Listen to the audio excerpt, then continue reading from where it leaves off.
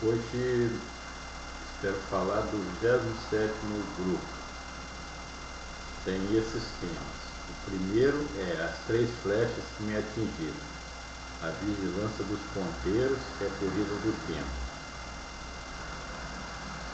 Segundo, a doença humanista, doutrinação superafirmativa do ser humano. Terceiro, as trevas da idade, as multidões ignorantes.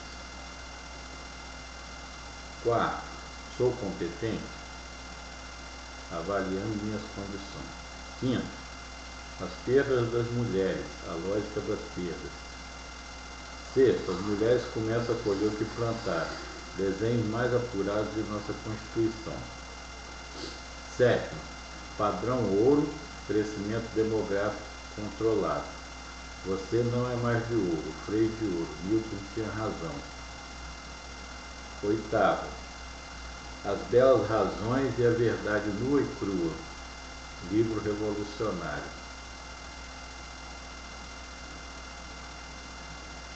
Nono, inteligência e fala, um dos meus heróis erra.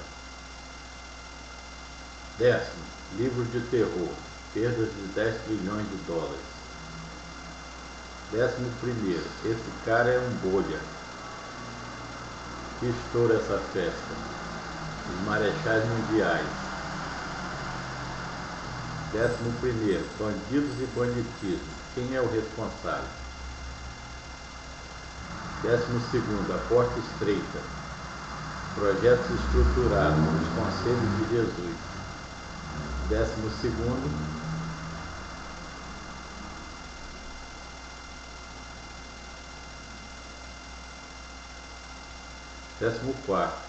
a bandeira elementar e a infocibernética. Então nós vamos começar com o primeiro, que é as 3 flechas que me atingiram. A vigilância dos ponteiros e a corrida do tempo. Eu li num livro e depois pedi o acesso. Está em algum livro, mas eu não consegui achar. Mas é possível conseguir na internet. E na internet consta assim, que o ponteiro dos minutos começou em 1670, o ponteiro de minutos começa a ser utilizado. 1765 surge o ponteiro dos segundos. Então, de 1670 para 1765 são 95 anos de diferença. Bom, o tempo, como a gente vem vendo, o tempo nesse livro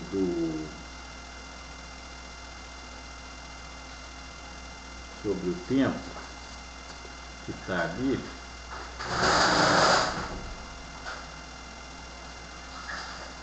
esse livro, que é o tempo, G.I. Whittle, você pronunciar como certo. Uma visão clássica sobre a natureza do tempo. O que é o tempo? Jorge Zaha editou, que é de 2003 na Inglaterra, originalmente publicado em 1972, veja só, 40 anos. E é de 2005, no Rio de Janeiro, Jorge Zaha, editora, 2005. Aqui nas páginas,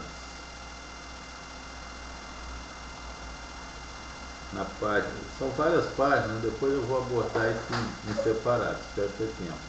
Mas na página 43 ele diz: temos boas razões para crer que todos os animais, exceto o homem, vivem um presente contínuo.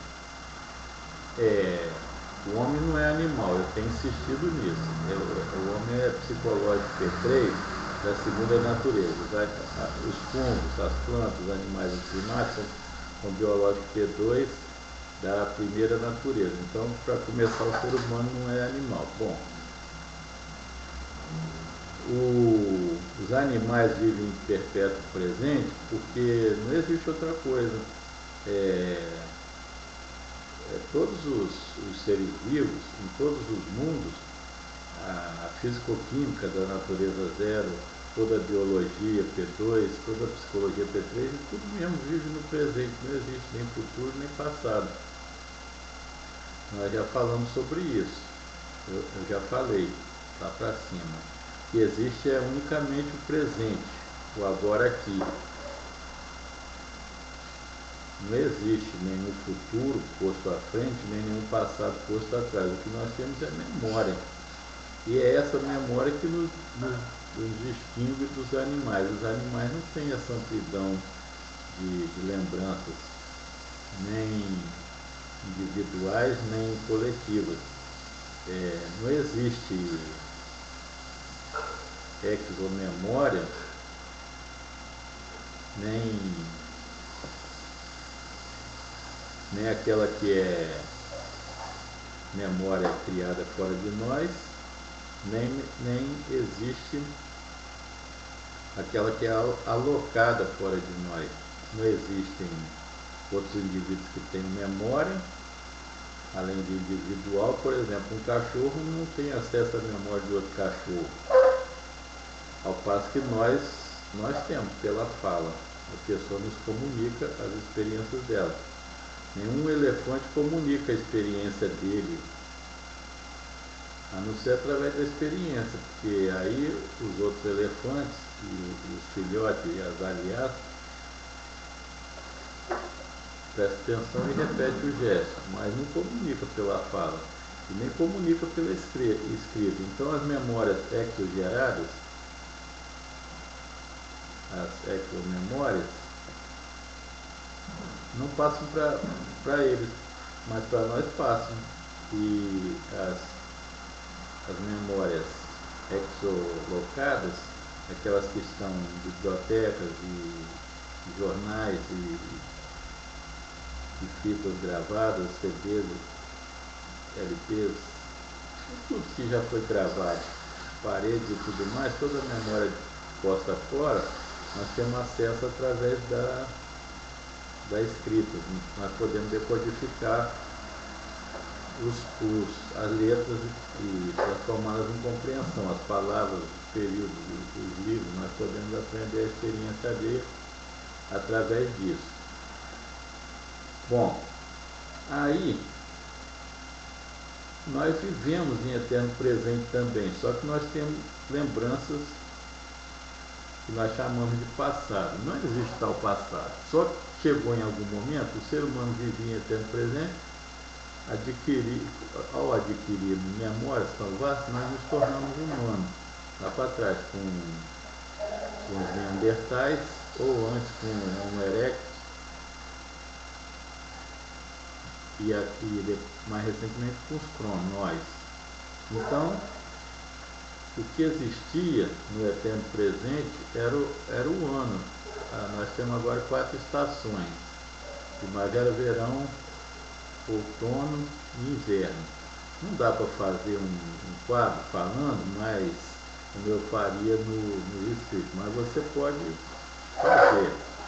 Que seria colocar como o tempo se apresentava pelas mudanças antes. Eram 4 mudanças. Então, lá nos primórdios, existia um tempo de 4 estações: primavera, verão, outono e inverno, 4 meses. 3 meses durava cada uma. No Egito eram 3 estações, duravam 4 meses. Mas vamos dizer, o nosso sistema de contagem seriam 4, desde os primórdios. Aí chegou um tempo que o ano foi dividido em semanas, por causa em meses, né? Por conta do ciclo da Lua, 28 dias, 12 meses de 28 dias, mais um resíduo no final. Então já de 4 passou a 12, em algum momento. Aí o mês foi dividido em 30 dias. Aí o ano passou a 365. Então 4 para 12, 24, né, estações para 12 meses para 365. O número está multiplicando.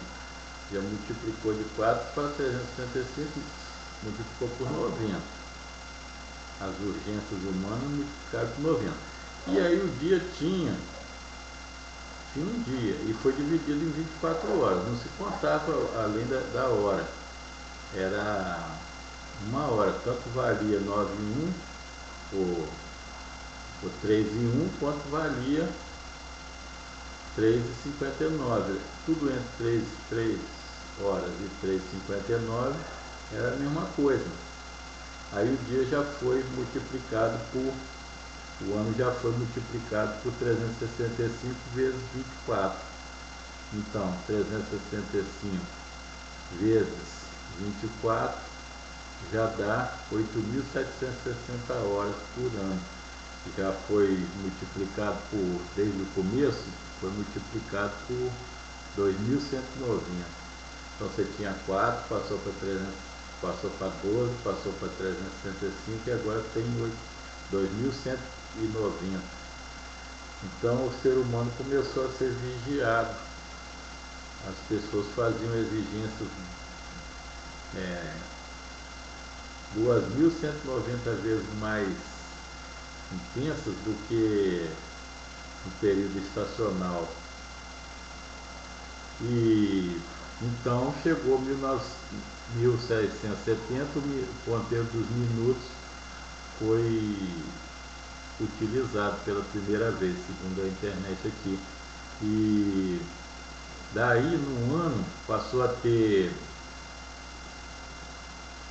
8.760 horas vezes, na realidade é 365,25 aproximadamente, mas vamos contar desse jeito aí, vezes 60 dá 525.600 minutos num ano. Então agora o seu relógio já tinha, o seu relógio psicológico já estava batendo 525.600 vezes num ano. O organismo humano, evidentemente, não foi preparado para isso. Resiste, mas não foi preparado. Nas origens, os neandertais e os cronos não pensavam, nós temos que preparar a mente humana para uma exposição a 525.600 exigências por ano. Eles estavam diante da natureza que não exercia pedido de contagem. A natureza não pedia para as pessoas contarem,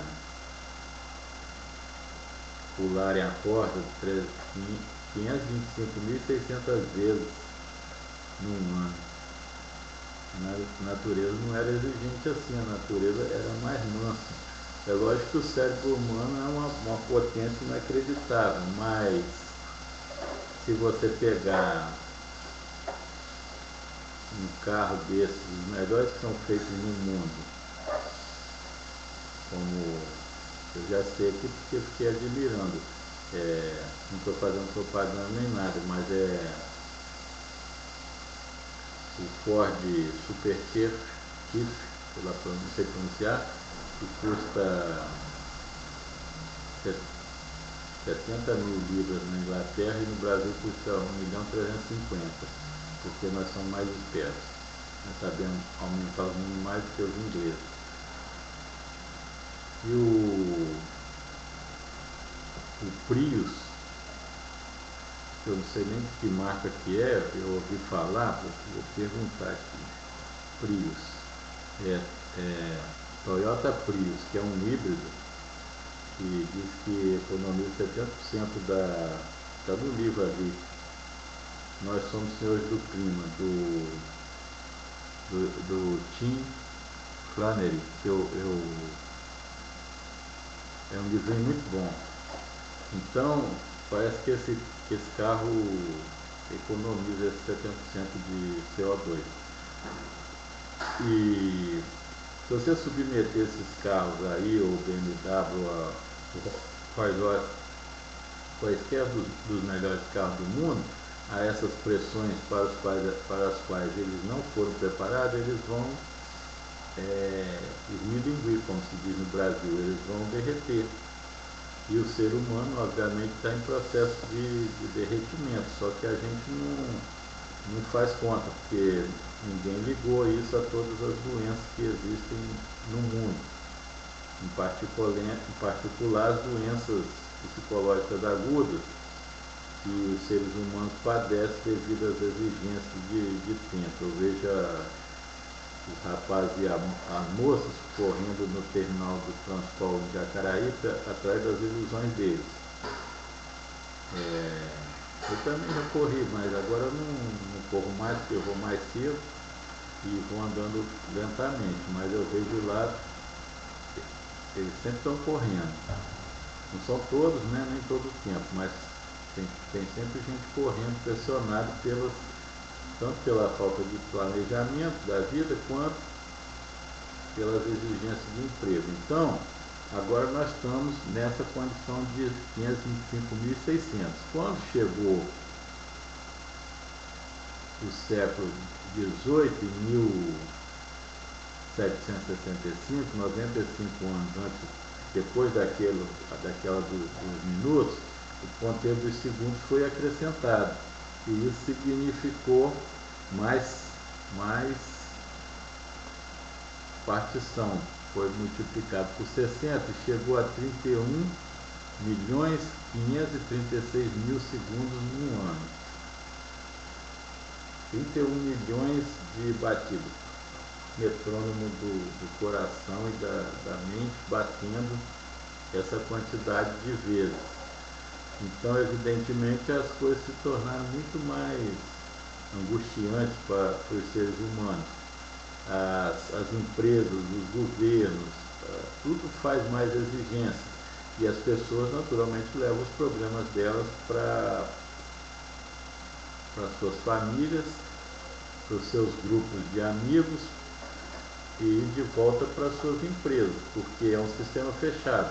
A coisa não é feita aqui e vai parar em Titã, o satélite, né? Vai parar em Caronte, o satélite de Plutão.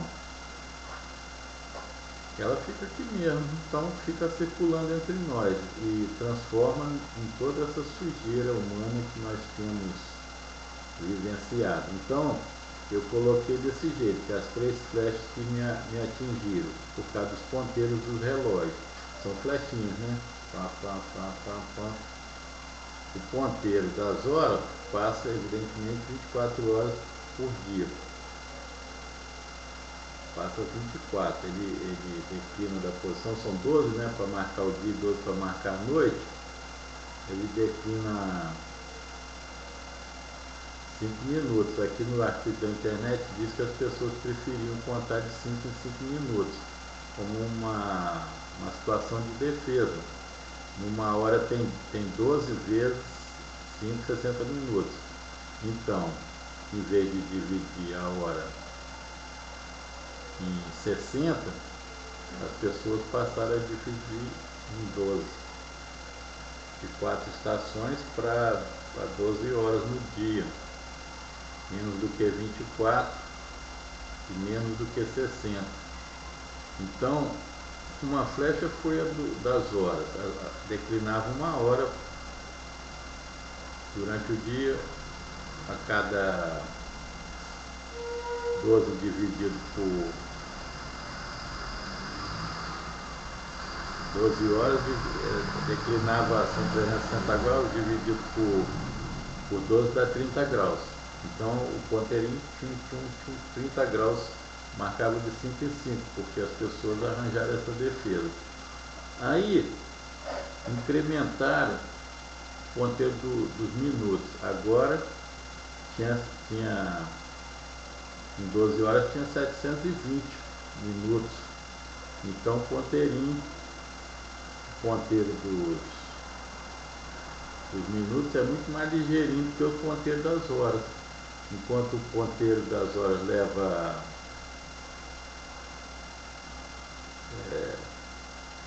se move 24 horas de noite e 12 horas num dia, o ponteiro dos minutos se move 12 vezes 60, 720 durante o dia e 720 durante a noite, 1440. E aí botaram o ponteiro dos segundos, a flechinha dos segundos, que cravou no coração da humanidade. Aí já ele é muito mais ligeiro, evidentemente. Mais adiante desse tempo aqui, 1765, 200 anos, 1965, as pessoas já estavam, vai precisar apurar isso, alguém deveria fazer um livro, as pessoas já estavam contando mais do que em centésimos de segundo. Agora já não era 31,5 milhões de segundos, multiplicou por 100 centésimos, né? 100 centésimos no segundo, multiplicou por 100, passou a ser 3,15 bilhões de centésimos de segundo por ano. E tinha a rádio relógio, que eu admirava muitíssimo. Ela não fazia outra coisa senão dar o tempo certo, que não existia essa facilidade de agora dos computadores e dos relógios. As pessoas ouviam a rádio relógio para acertar porque os relógios atrasavam muito quando eu era criança. 5 minutos ou mais por dia. Então era preciso dar corda e acertar os ponteiros. E as pessoas faziam isso alegremente, eu também, claro. Fiquei felicíssimo quando eu tinha uns 16 anos, que meu pai e minha mãe me deram um relógio seco, depois foi roubado lá na engenharia. Era um relógio pequenininho assim, mas muito bonito, muito preciso. Os japoneses estavam fazendo boas obras. E lá estavam as 3 flechinhas atingindo a cabeça da gente, para controlar nosso tempo. O tempo deixou de ser do indivíduo e passou a ser da coletividade. A coletividade começou a espremer o indivíduo até o limite, porque o indivíduo é o depositário primário dos problemas e a coletividade é o depositário primário das soluções. Só que os problemas do indivíduo esburram, né? Saem pela caixa d'água da mente dele e vazam no ambiente, quer dizer, na coletividade. A coletividade tem que pagar isso sob a forma de faltas ao serviço e de presenças nos hospitais. Então, retorna, né? Que os espíritas aí falam em lei do retorno. Depois, se eu tiver tempo, eu vou falar disso. Em todos os casos, agora nós já estamos com 3,15 bilhões de centésimos de segundo por ano. E não parou nisso, aí surgiram os relógios de Césium, que tem um erro de 1 segundo em bilhões de anos. Quer dizer, agora cada segundo foi levado até bilhões de batidas. O ser humano se tornou prisioneiro. Nosso dia é particionado de mil maneiras. Claro, as pessoas inventam mil maneiras também de se defender, porque é um toma lá da cá. Em todos os casos, essas flechas, elas nos atingiram, a mim e a todos, e ninguém ainda falou delas dessa forma, sobre a condição do aprisionamento do espírito humano, a necessidade maluca do sistema produtivo organizativo mundial, a necessidade relativa a essa falha do pensamento que exige que as pessoas cumpram esses contratos temporais muito agudos. Ninguém pensou em defender, em ver o outro lado da questão, quer dizer, aliviar o ser humano. E é isso que eu penso, que haja uma convenção mundial para equilibrar a mente humana dentro desses puxões, dessa dilaceração das exigências, promovida, né, pelas exigências temporais. Eu peço isso, que haja essa convenção psicológica de adequação mundial.